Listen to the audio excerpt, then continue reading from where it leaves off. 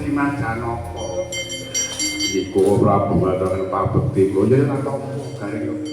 Ditutke karo garing iki. Lagi Bagong tenungke. Dengaren pisah karo Bagong kadang-kadang. Lah sebab itu ada pisah karo Bagong. Nek kadang-kadang iku kula niku nek pancen perlu karo Bagong kula lagi wae manggi kan Bagong. Nek boten nggih boten. Lah sing tok gaya apa? Dandani wayang.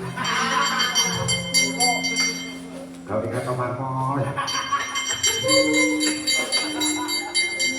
Lek kok berita men rayuane ampuh. Aja main Bagong, Ndara Janaka kalih nutruk.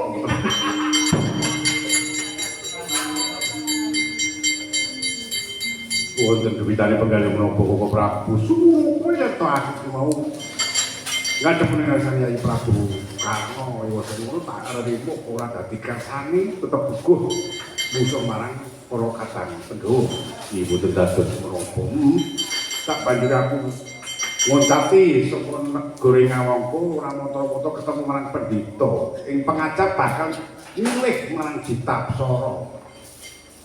Ditapsara niku nek umpamane dituntung dibuka biak ngoten niku terus jedul nomere. Dudu nanging iku klebu wigati tumraping aku bisa ate tembene sapa ingkang bakal kapapa dadi senopati. Oh, nggih. Lajeng kesanipun aku mangsa kasoyan njane munggane mangsa bodho. Ayo ana pendhita iki. Yen ora tumuli tumeke pati, kul kakang diancam mangsa padha-padha enggak seksa.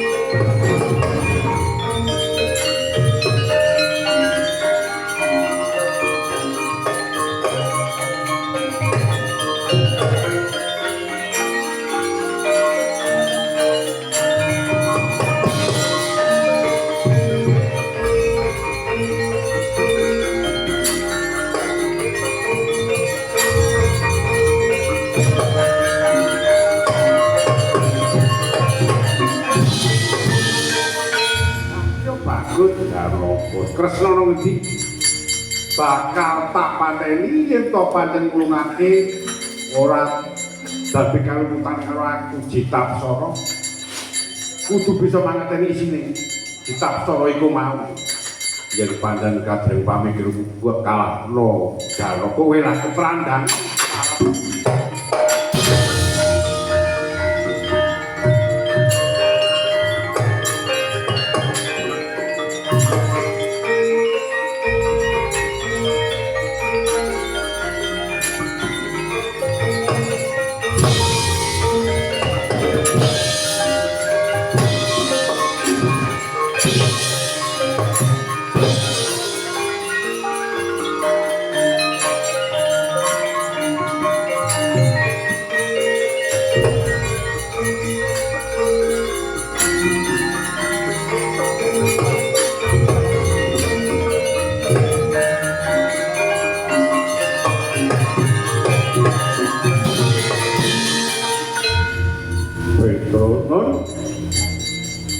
Kepala to aku bisa nututi marang Koko Prabu Bathara Kresna.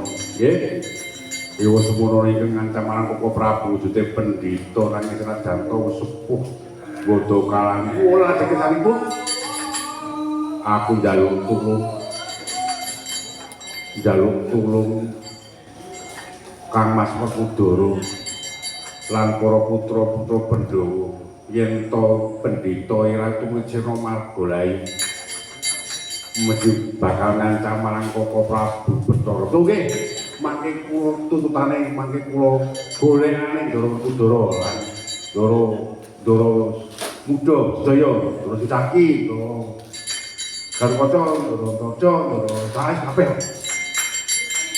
Yo melu to njuk digoleki pokoke nganti ketemu. Ya.